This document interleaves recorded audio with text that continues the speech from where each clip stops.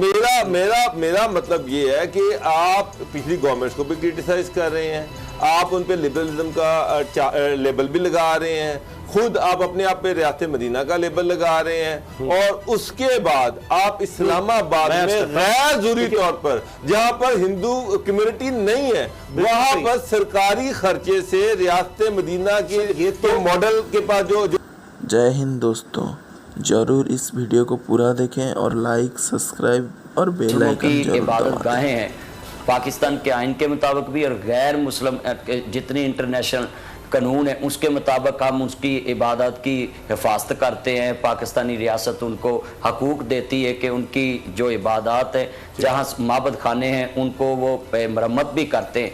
वहाँ तक तो इस्लाम इजाज़त देता है कि गिरजों की, मंदिरों की, गुरुद्वारों की आप हिफाजत करें कि उसको कोई नुकसान न पहुँचाए, बशर्त के वहाँ के बासी जो अक़लीती हैं वो पाकिस्तान के आइन को चैलेंज ना करें, पाकिस्तान के आइन को एक्सेप्ट करें।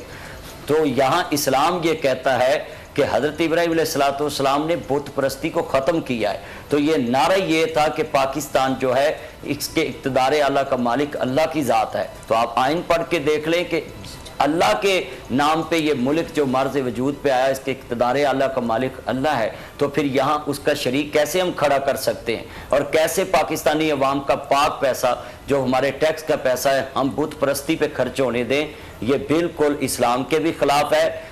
और दो कौमी नज़रिया जो है, हमारा पाकिस्तान ये चीज़ें बनाने के लिए नहीं बनाया था। यहाँ तो एक अल्लाह की पूजा के लिए मुल्क खड़ा किया गया था। हिंदूइज़्म अलग चीज़ है, मुस्लिम अलग है, ये दो कौमें हैं। तो दो कौमी नज़रिया ही पढ़ ले तो वो भी बात वाज़े कर देगा कि बुत परस्ती किसी तरीके पे भी हमें मंजूर नहीं है। जो उनके पहले माबद खाने इधर मौजूद हैं, मंदिर मौजूद हैं, वो उसमें अपनी इबादत करें। तो इस्लामाबाद में तो इलेक्शन कमीशन की मरदमशुमारी के मुताबिक भी जो उन्होंने अदाद शुमार दिए वो भी देख लें कि कितने को हिंदू वहाँ आबाद हैं। और जो कैपिटल पाकिस्तान में बनाया ही इसलिए गया जिसका नाम ही इस्लामाबाद है, वहाँ फैसल मस्जिद की मीनारों से अल्लाह की तौहीद के नगमे गूंजते हैं, और वहाँ ये लोगों को एक तरफ ये हुकूमत, जिस तरह से आपने खुद कहा कि ये हुकूमत ये दावा करती है कि वो रियासत मदीना जो है उसको फॉलो कर रही है, एक तरफ वो ये दावा कर रही है, लेकिन अनफॉर्चुनेटली हम गैर मुल्की आकाओं को खुश करने के लिए, अभी इमरान खान साहब तकरीर कर रहे थे चंद दिन पहले नेशनल असम्बली में कि जनाब हम अपने आप को लिबरल शो करने के लिए कुछ भी कर जाते हैं, और उनकी अपनी गवर्नमेंट इस वक्त इस्लामाबाद के अंदर बिल्कुल फजूल में, जिसकी कोई जरूरत नहीं थी, एक मुतनाज़ चीज पे हाथ डाल रही है। तो इसका क्या ऑब्जेक्टिव होगा? हालांकि वो खुद क्रिटिसाइज कर रहे हैं। और इसके साथ ऐड कर लें कि पहले इन्होंने जो कैबिनेट से मंजूर हो गया था वो तो हमने हाईलाइट कर दिया, जो कादियानियों को एक मेंबर को डाल दिया था बीच में अक़लीती कमेटी में। तो ये सारा कुछ खुद से हो जाता है, या दानिस्ता कर रहे हैं, या इंटरनेशनल लॉबीज को खुश करने के लिए किया जा रहा है ये सब कुछ? देखिए जी, जिसने इन पे खर्च किया है इन्होंने फ़ायदा तो देना है उनको, मगर हम कहते हैं कि ये पाकिस्तान जो है मजबूत हाथों में है।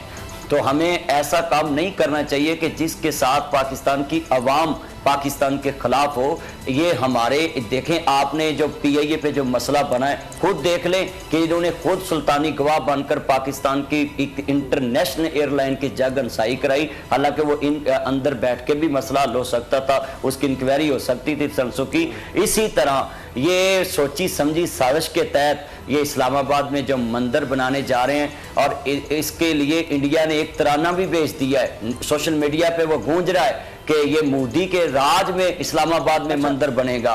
तो हम इसकी कतन जो है महत्व भी नहीं करेंगे, और बल्कि हम इसके बारे में सवाल ये पैदा होता है कि ये कहा जा रहा है कि ये नून लीग के दौर में इसकी मंजूरी दी गई थी। एक बात ये, दूसरा ह्यूमन राइट्स कमीशन ने ये कह चुका है गालिबन 2017 में कि इस तरह के काम, उनकी रिकमेंडेशन थी कि ये काम किए जाए कि जो अक़लियतें हैं उनके लिए इबादतगाहों की तामीर और उनकी हिफाजत। और एक और बात बड़ी अहम ये कि जो जिस तरह गुरुद्वारा बना है, जी मैं एक चीज़ अर्ज कर दूं कि ये करतारपुर है, जिस तरह इस तरह दीगर जगह हैं जो जिसको हम रिलीजियस टूरिज्म भी कहते हैं, तो उससे भी कमाई होती है ममालिक को, पाकिस्तान को बहुत ज़्यादा इससे। जब ये सिख यात्री आते हैं पाकिस्तान, तो क्या उस पैसे का इस्तेमाल किया जा सकता है इस तरह की तामीर के लिए?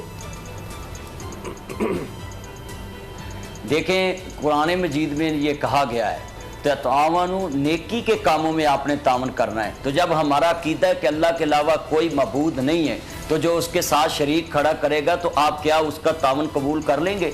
क्या एक तौहीद के नाम पे जो ममलकत बनी है जिसके इक़्तिदार आला का मालिक अल्लाह है, तो इसके होते हुए आप उसमें वो पैसा देखें भी आएगा कि जो गैरुल्लाह के नाम पे है, बुत परस्ती तो सीधा सीधा शिरक है, तो उससे अब जितना भी मुआवजा इनको मिलेगा टूरिज्म के तौर पे, तो क्या आप बर्दाश्त करेंगे कि इस्लामी अल्लामा साहब इस्लाम शराब के बारे में क्या कहता है? अल्लामा साहब ये बताएं, इस्लाम शराब के बारे में क्या कहता है?